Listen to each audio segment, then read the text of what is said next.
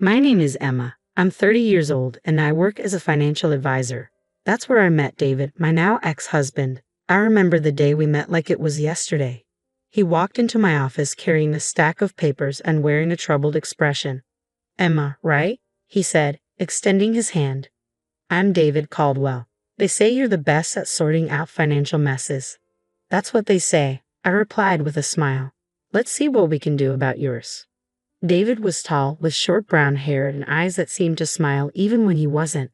As I combed through his documents, our conversation moved beyond numbers and taxes. We talked about our favorite movies, debated the best music, and even argued over which pizza place in town was superior. There was something about the way he talked, easygoing and warm, that made hours feel like minutes.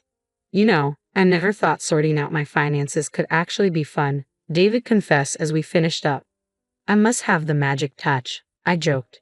He laughed. Would you be interested in grabbing a coffee sometime? It's the least I can do for making this less painful than I expected. That coffee turned into dinner, and dinners evolved into weekend getaways. Before I knew it, we were inseparable. 6 months later, David proposed, and without a second thought, I said yes. It was a whirlwind romance, but everything about it felt right. Our wedding was simple but beautiful, and as we exchanged vows, I truly believed I had found my forever. David's mother, Barbara, was there, of course, stern-looking but seemingly happy for us. As she hugged me at the reception, she leaned in and whispered with a half-smile, "You'd better give me grandkids soon." At first, life as a married couple was bliss. David worked in real estate, and I continued at my firm. We shared cozy dinners, movie nights, and long walks. We were a team, or so I thought. But things began to shift once the topic of children started creeping into conversations, first casually, then more frequently. It started with occasional remarks from Barbara, but before long, it became a constant refrain. She'd call and ask if I was pregnant yet, and during visits, she'd drop comments like, "A grandchild would really make this family complete." David always brushed it off with a laugh. "Mom, give us some time," he'd say, but the pressure was building. I tried to be patient, reminding myself that Barbara was just excited about becoming a grandmother. But as the demands grew louder and more frequent, I began to feel like our marriage wasn't enough without a child. "David, your mom needs to back off a bit," I said one evening, trying to keep the frustration out of my voice. "It's like she's more involved in our marriage than we are." He looked uncomfortable. "She's just excited, Emma. Let's not make a big deal out of it." But it was becoming a big deal. Barbara's influence in our lives wasn't limited to her demands for grandchildren. She had opinions on everything, from how we managed our finances to what we ate. One Saturday morning, as David and I were enjoying breakfast, his phone rang. It was Barbara, and as usual, David put it on speaker. "David, dear, are you both eating healthy? Remember, a good diet is important for conceiving," she said in that authoritative tone of hers. David chuckled. "Yes, Mom, we're eating healthy. Don't worry." I forced a smile, but inside, the weight of her constant involvement was becoming harder to ignore. I was losing it. It felt like Barbara was monitoring our every move. Things escalated when she started visiting more frequently. One evening, she showed up unannounced, carrying a stack of parenting books. "Emma, you should start reading these. It's never too early to prepare," she said, plopping the books onto our coffee table. I glanced at David, hoping he'd speak up, but he just shrugged. "Thanks, Barbara. We'll look into them," I said, forcing a smile, trying to sound grateful. Her visits soon became a regular thing. It was as if she was keeping tabs on us, making sure we were doing everything right to have a baby. And every time she brought it up, David would just nod along, agreeing with whatever she said. One night, after another one of her visits, I couldn't take it anymore. "David, we need to talk," I said, the frustration spilling out of me. "What's up?" he asked, barely glancing up from the TV. "Your mom, she's suffocating us with this baby talk. We barely have time to be a couple without her interference," I said, trying to keep calm. David finally looked at me. "She's just excited, Emma. She means well." "Excited or obsessed?" I shot back. "It feels like she's the third person in our marriage." David sighed. "She's my mom. What do you expect me to do? Tell her to stop caring?" "It's not about caring, David. It's about respecting our space, our decisions. Can't you see that?" He didn't respond. Instead, he turned back to the TV. And that was the end of the conversation. But it wasn't the end of the issue. If anything, it only got worse. Barbara's visits became more frequent, and her comments even more intrusive. You two should take a vacation, just relax. It'll help with conception, she suggested one day. Another time, she said, maybe Emma should quit her job to reduce stress. It felt like she was dictating our life, and David was just letting it happen. I started to feel like a stranger in my own marriage. The love and understanding that once connected David and me was slipping away, overshadowed by Barbara's constant presence. The pressure about having a baby was wearing us both down. We were arguing more often, and the romance that had once filled our home seemed to vanish. Still, despite everything, I clung to the hope that things would get better, that we'd somehow find our way back to each other. But then came the day that changed everything. David came home late one evening, looking more downcast than I'd ever seen him. I was in the kitchen trying to fix us a quick dinner when I noticed David slumped into a chair at the table, his face buried in his hands. "David, is everything okay?" I asked, concerned. He let out a heavy sigh, his voice low and serious. "We need to talk, Emma." The tone sent a chill down my spine. I sat down across from him, my heart pounding. "It's about us, trying to have a baby," he said, still avoiding my gaze. A knot formed in my stomach. "What about it?" I asked, my voice barely steady. David glanced up at me, his eyes clouded with something I couldn't quite place. "Remember when we went to the doctor? For those tests?" I nodded, recalling the fertility checkup we had done a few weeks ago, hoping it would quiet Barbara's nagging once and for all. David took a deep breath. "The results came in today. It's not you, Emma. It's me." Relief, confusion, and sadness swirled inside me. "What do you mean?" I asked, my throat tightening. "The doctor said I have a low sperm count. It's unlikely I can father a child," he said, his voice breaking. I reached across the table for his hand, trying to comfort him. "David, it's okay. We'll figure this out together. Maybe there's treatment or other options." But he pulled his hand away, shaking his head. "No, you don't understand. I can't. I won't go through any treatment. It's just not something I can do." I was stunned. "But why? If there's a chance, why not try?" "It's my decision, Emma," he said firmly, standing up, still avoiding my eyes. "I just can't." I couldn't believe what I was hearing. The man I loved, strong, confident, was giving up without even trying. "David, please don't let this come between us. We can work through it," I pleaded. But he was already walking out of the kitchen. "I need some time alone to think about all this," he muttered before leaving me sitting there, numb. I sat in silence, trying to process it all. Why wouldn't he even consider treatment? Was his pride more important than our chance to have a family? The next few days were tense, like walking on eggshells. David barely spoke to me, and when he did, his words were cold and distant. I could feel the growing chasm between us, a crack in the foundation of our marriage that seemed to widen with each passing day. Then came the day that shattered everything. David had been out late again. I lay in bed, pretending to be asleep when David came in. He must have thought I was already out cold because I heard him start a quiet conversation on the phone. "Yeah, Mom, I got the results. It's not good," he said, his voice heavy. "No, I don't want treatment. I know, but I can't." "Yes, I'll figure something out." Hearing him talk to his mother about something so personal, something he had barely discussed with me, felt like a stab in the heart. The fact that he was confiding in Barbara about our struggles, keeping me in the dark, felt like a betrayal. It was becoming clear that Barbara's influence over him was far greater than I'd ever realized. As I lay there in the dark, tears silently streamed down my face. I had never felt so alone. Our marriage was unraveling right before my eyes, and I didn't know how to stop it. Life at home had become unbearable. David and I were like strangers living under the same roof, barely speaking, moving through our routines in silence. The love and warmth that had once defined our relationship seemed like a distant memory, lost in the cold reality of our situation.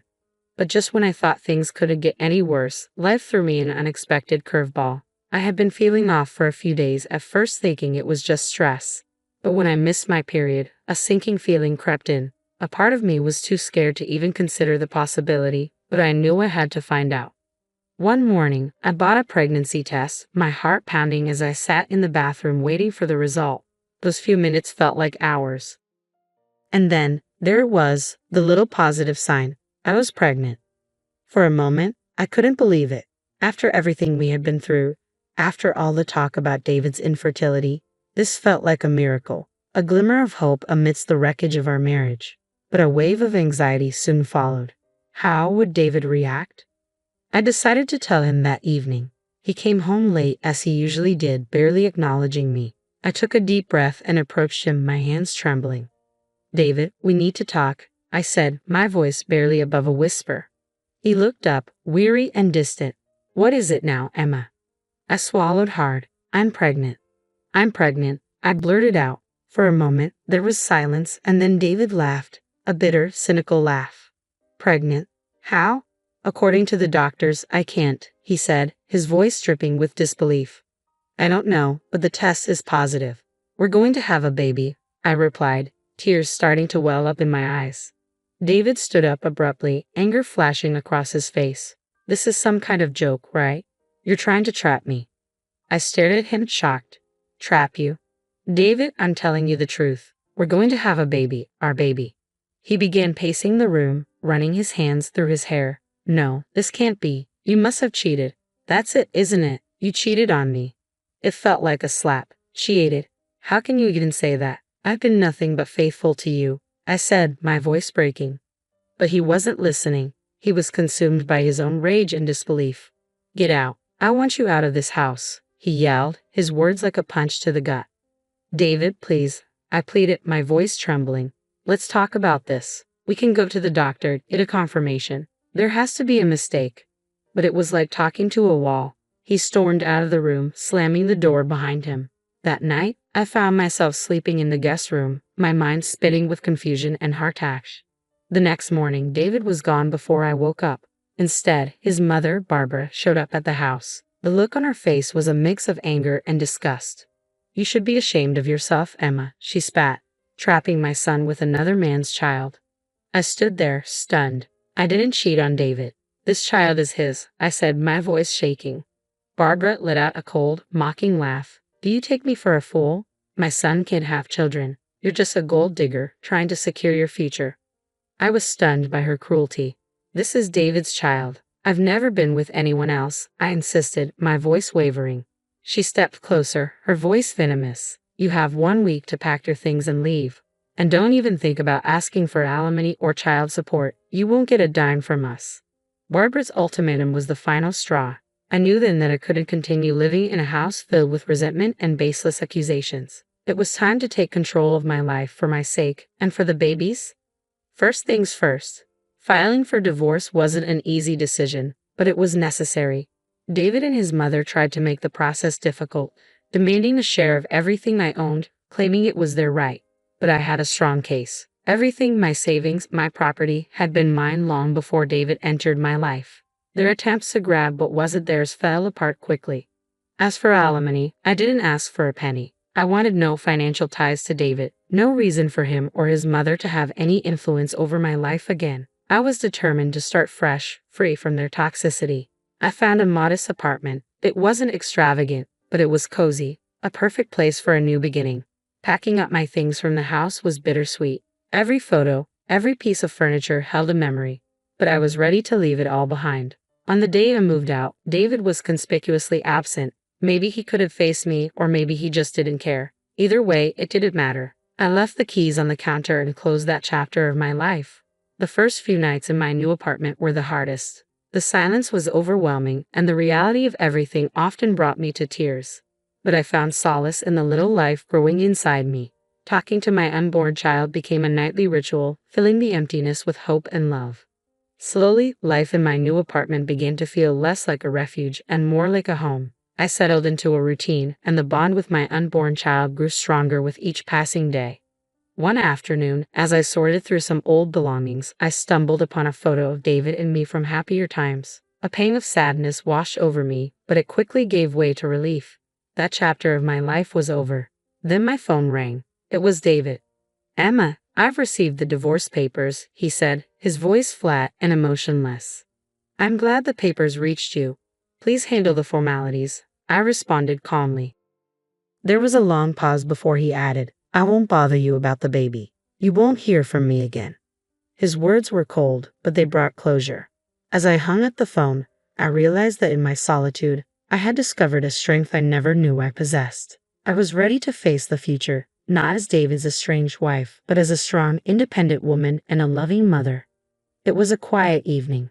I sat on the couch, absent-mindedly flipping through a magazine while Jacob, my 4-year-old son, played contentedly with his toys on the floor. The piece was abruptly interrupted by a knock at the door. Puzzled, I got up, wondering who it could be at this hour. When I opened the door, a woman I barely recognized stood there, her eyes filled with a familiar sorrow. "Hi, Emma. It's been a long time," she said hesitantly. It took me a moment, but then I realized who she was. Linda, an old friend I had known through David. "Linda, yes, it has been a while. What brings you here?" I asked, curious. She shifted uncomfortably, glancing past me at Jacob, who was now peeking around my legs. "I thought you should know about David," she said quietly. Just hearing his name after all these years sent a shiver down my spine. "What about him?" I asked, trying to keep my voice steady. Linda sighed. "He's not doing well, Emma. After you left, things went downhill for him. He became an alcoholic. He remarried a few years ago and had a child, but the boy was born with disabilities. David, he couldn't handle it. He left them, divorced his wife, and now he's refusing to pay child support. He's in legal trouble." The news hit me hard, but not in the way Linda might have expected. I felt a deep sadness, not for David, but for his child and the woman he had abandoned. "That's terrible," I murmured, feeling a sense of sorrow for the innocent lives affected by his choices. "I see," I said softly, and Linda nodded. "I thought you should know, given your past with him." I appreciated her concern but knew it was time to set boundaries. "Thank you for telling me, Linda, but that part of my life is over. David made his choices, and they have nothing to do with me or my son." Linda glanced at Jacob, then back at me. "I understand, Emma. I just thought." I smiled, though it was tinged with sadness. "I appreciate it, Linda, but my focus is on Jacob and our life now. What David does or doesn't do isn't my concern anymore." She nodded, seeming to understand. "I hope you and Jacob are happy, Emma. You both deserve it." "Thank you. We are," I said, glancing at Jacob, who was back to playing with his toys. "And I intend to keep it that way." After Linda left, I closed the door and leaned against it, taking a moment to steady myself. The past had a way of creeping back in, but I wasn't going to let it overshadow the life I had built for me and my son. The park was full of life that day, with the sounds of children laughing and playing. I stood nearby, watching Jacob run around, my heart swelling with pride. But then a familiar, unwelcome voice cut through the air. "Emma, is that you?" I turned, my heart sinking as I saw Barbara, my former mother-in-law, approaching. Her eyes were fixed on Jacob. "Barbara," I said coolly, "what are you doing here?" Ignoring my tone, her gaze remained locked on Jacob. "He's grown so much. That's your son, right?" "Yes, this is Jacob," I answered, stepping slightly in front of him, a protective instinct rising in me. Barbara's eyes sparkled with a disturbing eagerness. "I was hoping to see him. After all, he's my grandson." A wave of anger surged through me. "And why would you want to see him now?" Her face twisted with a mix of frustration and something darker. "Well, you know, my other grandson, he's not well. He's sick. It's just not the same. I want to be part of a healthy grandchild's life." Her words hit me like a slap. The contempt in her voice for her own grandson, just because he wasn't perfect, was revolting. "Barbara," I said, my voice cold and steady, "Jacob is not a replacement for your other grandchild. You don't get to pick and choose when you want to be part of his life." She blinked, taken aback by my response. "But, no," I cut her off. "You and David made your choices. You've never been a part of Jacob's life, and that's not going to change now. Please leave." Barbara stared at me, her expression hardening, but I didn't back down. Finally, with a huff, she turned and walked away, her pride wounded. As she disappeared from sight, I took a deep breath, calming the storm of emotions inside me. I turned back to Jacob, watching him play, and felt a sense of peace return. This was my life now, and I wasn't going to let anyone, least of all Barbara, disrupt it. "You have no right to be part of Jacob's life," I said, my voice steely. "Not after everything that happened." "But Emma, that was all David's doing," Barbara protested. I shook my head. "You supported him. You turned against me when I was carrying your grandchild, and now you speak with disgust about your other grandson just because he's sick. That's unforgivable." Barbara's face reddened. "You can't keep me away from my grandson." "I can, and I will," I declared firmly. "Jacob doesn't need someone in his life who values people based on their health. He will not be a part of your twisted view of family." She looked like she was about to argue, but I cut her off. This conversation is over. Stay away from us, Barbara. Your presence is neither wanted nor welcomed. I took Jacob's hand and walked away, leaving Barbara standing alone, her face a mix of anger and disbelief. As we walked, Jacob looked up at me, his innocent eyes filled with curiosity. Mommy, who was that lady? That was someone we used to know, sweetheart, I replied gently, but she's not part of our lives anymore. Later, as I sat on the porch, watching the sunset paint the sky with warm colors, I felt a peace I hadn't known in years. Jacob was inside, his laughter echoing through the house as he played. Life had settled into a calm rhythm, the storms of the past now distant memories. Mom, look what I made. Jacob's voice pulled me from my thoughts. He came running out, holding a drawing in his hands. It was a picture of the two of us, smiling under a big bright sun. It's beautiful, Jacob, I said, pulling him into a hug. You're quite the artist. He beamed with pride. I want to put it on the fridge. Let's do that, I smiled, following him inside. As we walked, I thought about how far we had come. There was a time when the weight of the past felt crushing, but now it seemed like a distant echo. Later that evening, after Jacob was asleep, I sat down with a cup of tea, reflecting on everything. The phone rang, disrupting the quiet. I hesitated but decided to answer. Hello. It was my sister, Anna. Hey, Emma. I just wanted to check in. How are you and Jacob doing? We're doing well, Anna. Jacob's growing up so fast, I replied, a smile in my voice. I heard about your run-in with Barbara. Are you okay? She asked, concern lacing her words. I sighed. Yeah, it was unexpected, but I'm okay. It's just a reminder of the past. I know it's tough, but you've come so far, Emma. You're strong, and you've built a wonderful life for you and Jacob, she said, her words encouraging and warm. Thanks, Anna. It means a lot. We talked for a while longer about small things, everyday life. It was comforting, this connection with my sister, a reminder of the support system I had. After hanging up, I walked to the living room where Jacob's drawing was proudly displayed on the fridge. Looking at it, I realized how much we had both grown. The pain and anger of the past have faded, leaving room for healing and new beginnings. I went to Jacob's room and watched him sleep peacefully. Leaning down, I kissed his forehead gently. Good night, my little artist, I whispered. Back on the porch, I gazed up at the stars emerging in the night sky. The echoes of the past were fading, their hold on me loosening. In their place were hope, quiet strength, and the unconditional love between a mother and her son.